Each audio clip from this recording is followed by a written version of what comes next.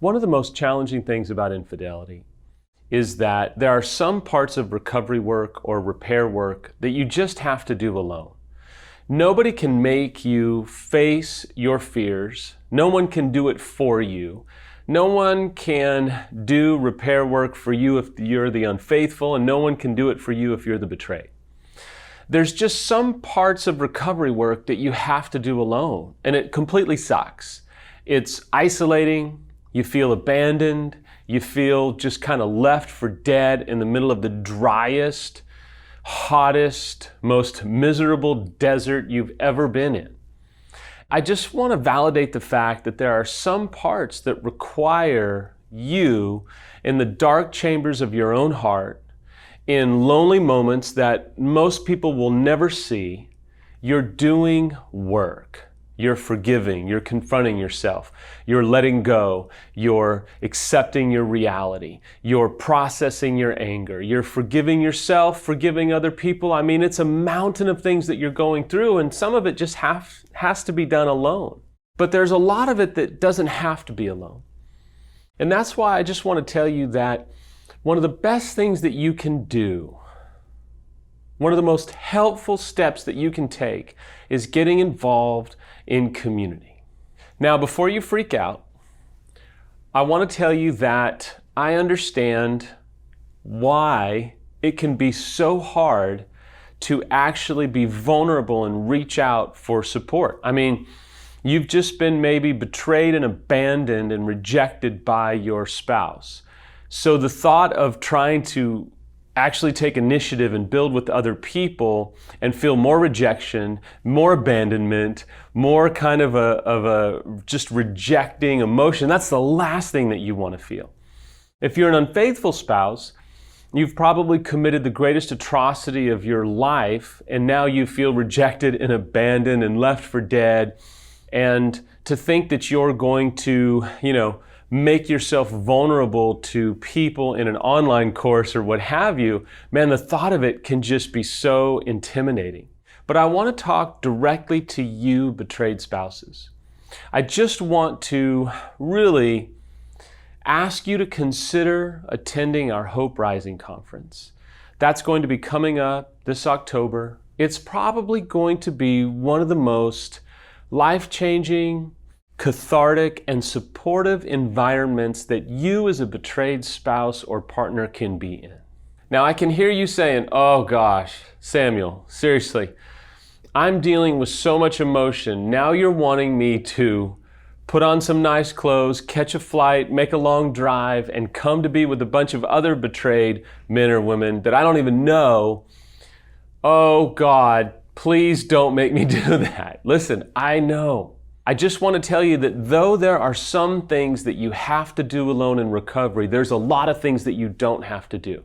And one of the best things for you is having other men or other women around you who can really just kind of help you feel normal, help you feel that you're not so alone. Because I know about the times on your couch, I know about the times at the dinner table where you're alone and you're weeping and you're overwhelmed with emotion and hurt and pain and just utter hopelessness. And I want to tell you, it doesn't have to be that way all the time.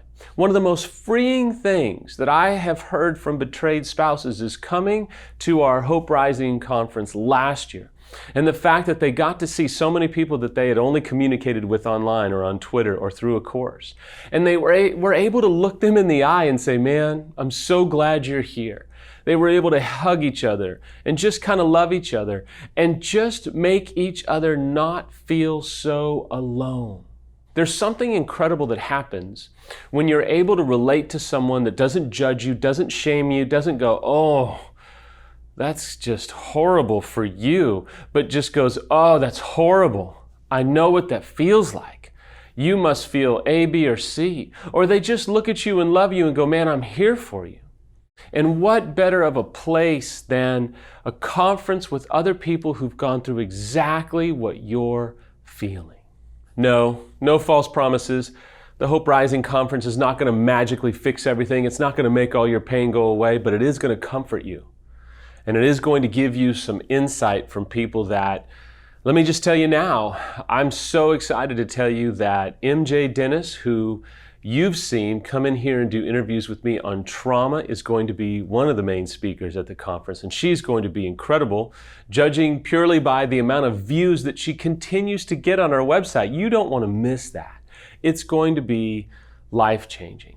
You'll also remember another friend, Sarah, who came in and spoke about gaslighting. She's going to speak at the conference. And of course, you'll hear from the founder and president, Rick Reynolds. You'll get to hear from two of the most brilliant people that are on the face of the earth that care for betrayed spouses. That is Leslie Hardy and Dr. John Haney. And yes, Lynn Cherry, who you know, will also be speaking. It's going to be a fantastic time, but I just want to challenge you lovingly and graciously as someone who has battled loneliness almost my entire life, and it was exacerbated by my own choices.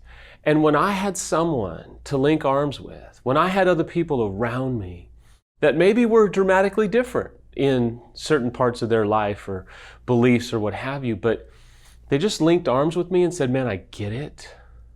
It absolutely made my life and made my recovery work so much easier. I hope, I pray that you will decide to just come out of the cave of isolation. I know that cave well. I've put pictures up in that cave. I've made furniture in that cave. I've drank lots of whiskey in that cave. I know that cave, whether you're unfaithful or whether you're betrayed. Come out of that cave and spend one day with us. I promise you. It'll change your life. It'll change your recovery.